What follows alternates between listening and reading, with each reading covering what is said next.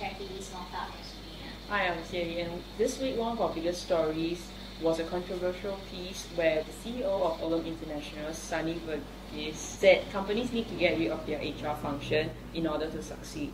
I met Sunny at an event earlier this week, and he explained that senior managers in Asia have to manage and develop their people even if it's at the expense of HR.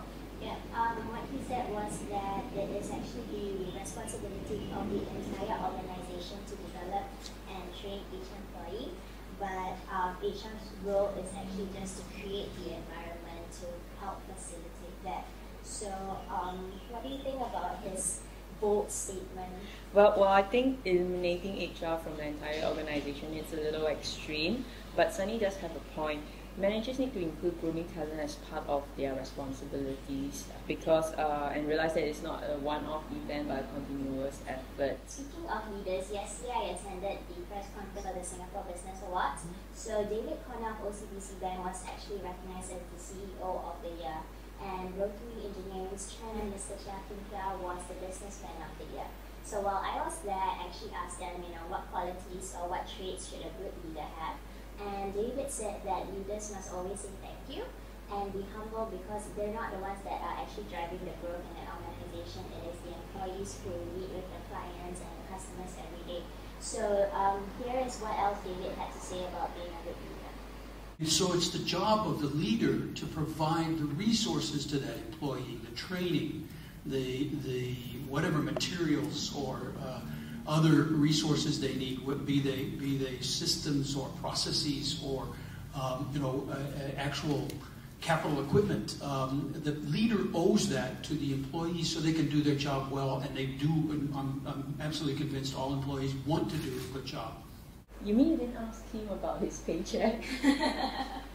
Yes, we all know about the very handsome paycheck that Mr. Corner got, but it was brought up, but only in jest. But Mr. Corner or David is actually a really nice guy, so it wasn't.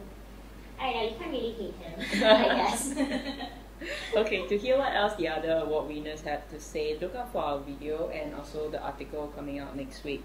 Our next story is about employee engagement. Apparently, the first 31 days and a new employee spends in an organization are the most important because that's when they are most motivated and open-minded to change in behavior and absorbing of the corporate culture. Yeah, so HR I think has to really develop a solid induction program because it would help in the long run also in a way cut costs.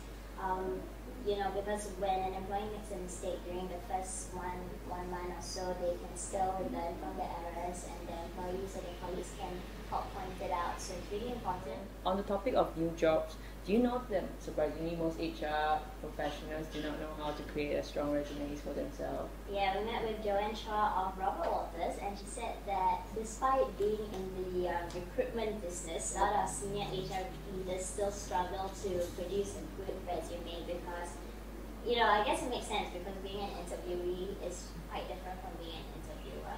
So we have an interview with Joanne on our blog where she shares some tips on how HR senior leaders can produce a good resume, what they should put and what they should leave out. So it's worth checking out, I think. Yeah, and she also provides tips on what companies are looking out for in their senior HR talent. So maybe with that you can, refine your resume. Yeah, so you can get that dream job. Speaking of Robert Walters, this week actually I did a review of some of the more HR-friendly apps that are out there. So Robert Walters had a salary checker app, which is quite popular, and then we also had some apps with regards to recruitment and market trends.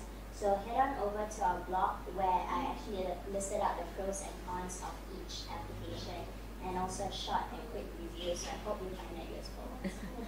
Yeah, considering that iPhone and iPads are prevalent these days, I see it everywhere. Everyone is using one, so I am sure this will be interesting for HR professionals to find out how they can utilize mobile learning for either their recruitment needs or even just to attract or just to increase their employer branding. And another interesting news this week was that HR managers do look down on people with messy tables.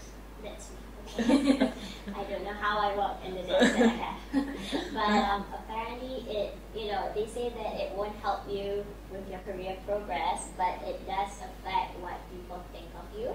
So the article has some tips about what you can do to tidy up your desk, how to make a good impression, and I guess it also reflects, the state of mind. One of our Facebook friends actually did say that the state of your desk reflects the state of your mind. So I guess a messy desk means that you're very messy. Cluttered. Inside. Yeah, so it's like if you want to appear more professional, this is something that you can consider. Clean your desk. So while you're online, don't forget to like us on Facebook because there are a lot of links there to original articles and also links that we found online that are related to HR. And we also, of course, are on Twitter so you can get real-time updates of all the latest HR news. So that looks like it's all the time we have this week. If you haven't gotten our latest issue of the magazine, you should check it out. We have a feature with John Ellison of FedEx. So he shares some really interesting insights and stories, and also there is a feature about presentism and absenteeism. So what employers can do for disengaged employees who constantly take sick days.